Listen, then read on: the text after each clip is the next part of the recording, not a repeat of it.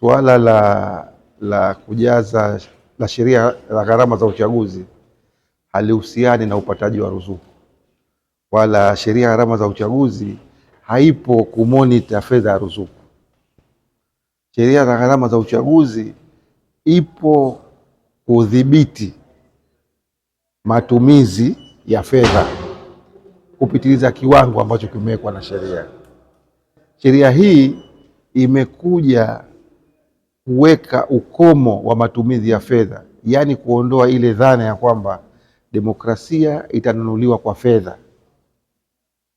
Ukiachia tu watu watumie fedha wanavyotaka katika demokrasia, basi utafika wakati wenye fedha ndio watakuwa wanakamata uongozi wa nchi. Kwa hiyo ujio wa sheria hii ni kudhibiti matumizi makubwa ya fedha. Kwa hiyo ndio maana kuna ukomo katika ile sheria. Lengo ni kukontrol ule ukomo.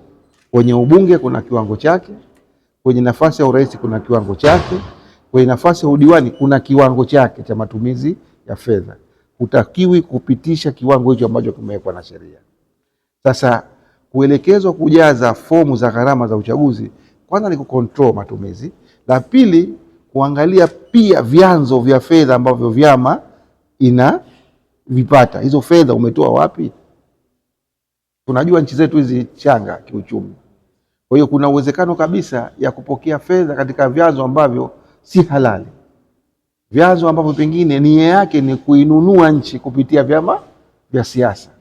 Kama zitatoka fedha sehemu ambazo si halali na kuja kwa nia ovu, kesho kutwa tutapata watu ambao si halali watakuwa wamekaa madarakani, lakini kwa migongo ya watu ambao wako nje ya nchi hii pia.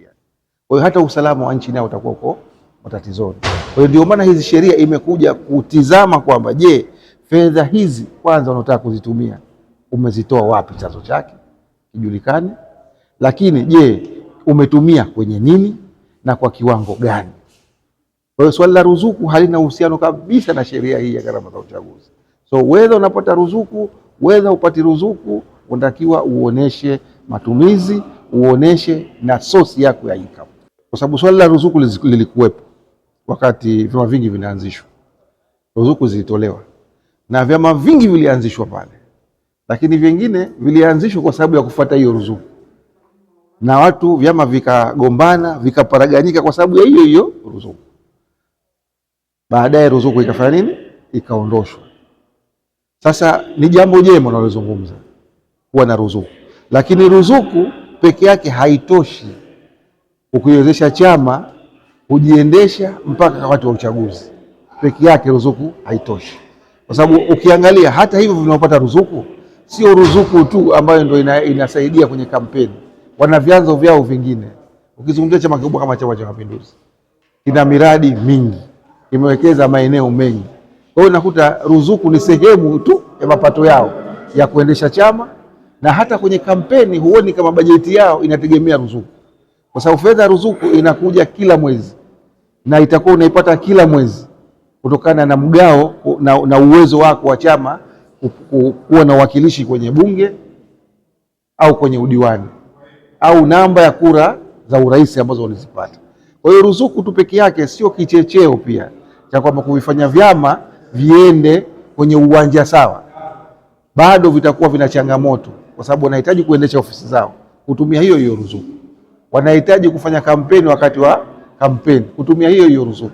Kwa hiyo pia uwepo wa ruzuku ni jambo ambalo linazungumzwa sasa, na ofisi ya msajili imekuwa kupitia ripoti ya kikosi kazi ikiomba serikali kulifikiria tena hili, kwa sababu wakati ule ripoti ya kikosi kazi ya Mheshimiwa Rais ilipendekezwa swali la ruzuku na kikosi kazi ilipitisha. Sasa implementation yake inaweza ikawa imechukua muda, lakini kupitia pia media zenu hizi tumekuwa tukizungumza na serikali, kwa sababu sisi ni waunganishi baina serikali na vyama vya siasa, kuomba kwamba swala hili liangaliwe upya ili kuviwezesha vyama kusimama katika demokrasia ya Tanzania. Jina langu naitwa Isa Gavu, ni katibu organization kwa Chama cha Mapinduzi ama mkurugenzi msaidizi wa uchaguzi wa Chama cha Mapinduzi. Kwa ujio wetu hapa wa leo tumekuja kwa niaba ya kuja kupata elimu, kupata kukumbushwa, kupata msasa, lakini pia kujenga uelewa mpya katika wajibu na maelekezo ya kikanuni na kisheria. Leo tumekuja kwenye warsha hii kwa madhumuni ya kupata elimu, kukumbushwa juu ya wajibu wa kila chama cha siasa, juu ya wajibu wa kila mgombea, vyama vyote vilivyoshiriki kwenye uchaguzi wa Oktoba 29 mwaka 25 kwa mujibu wa sheria zetu, sheria ya gharama za uchaguzi na marejesho. Kwa hiyo tunapaswa kwenda kujaza fomu zinazoashiria kwamba gharama tulizozitumia wakati wa uchaguzi kuweza kukamilisha matakwa ya sheria ya fomu nambari 11 na fomu nambari 12. Ni sehemu muhimu sana ya kuendelea kukumbushana na kutimiza wajibu kwa mujibu wa sheria na kanuni za nchi yetu. Sisi tunaamini kwamba wagombea wetu wote ngazi ya madiwani, ngazi ya ubunge, ngazi ya rais pamoja na chama chenyewe tayari nyenzo hizo tumepewa na tayari tumeenda kukamilisha, na tunahakikisha kwamba tutakamilisha na kurejesha fomu hizi kabla ya wakati uliobakia, kwa maana kwamba kabla ya muda wa tarehe 26 Juni fomu zote za Chama cha Mapinduzi zitakuwa zimewasilishwa. Naitwa Mark Isidori Mwamela, ni naibu katibu mkuu wa Chama cha Wakulima AAFP Taifa.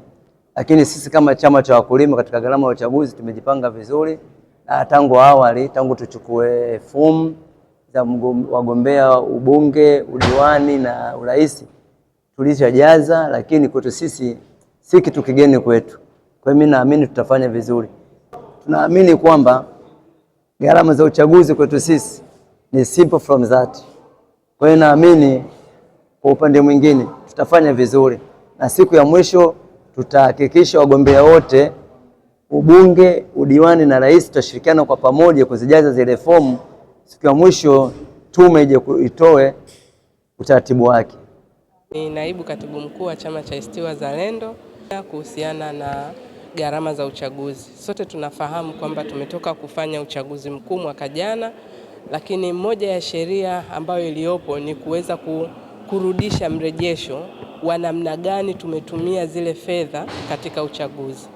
Lakini hili ni jambo kubwa sana, hasa kwa kipindi hiki ambacho sisi wote tunafahamu kumekuwa na ubadhilifu mkubwa sana wa fedha kipindi cha uchaguzi, na ndio maana hii sheria ilikuja na ni mara ya pili inatumika. Mwanzoni ilitumika 2020 na sasa hivi ni 2025.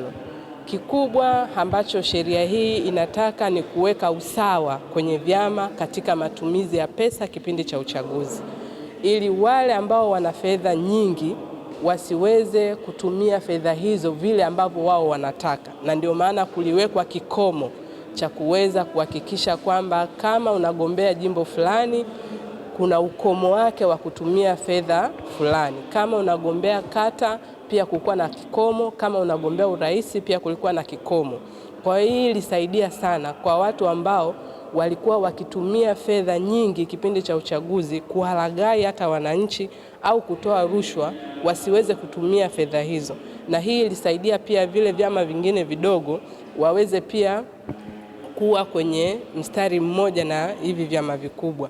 Ni changamoto hasa kwa wagombea, kwa sababu wengi walikuwa wana matarajio kwamba wakiweza kujaza hizi fomu watarudishiwa fedha, lakini ni tofauti kwamba fedha unazotumia ni za kwako mwenyewe na unatakiwa ufanye return, sio kwamba unatakiwa ufanye return ili urudishiwe zile fedha.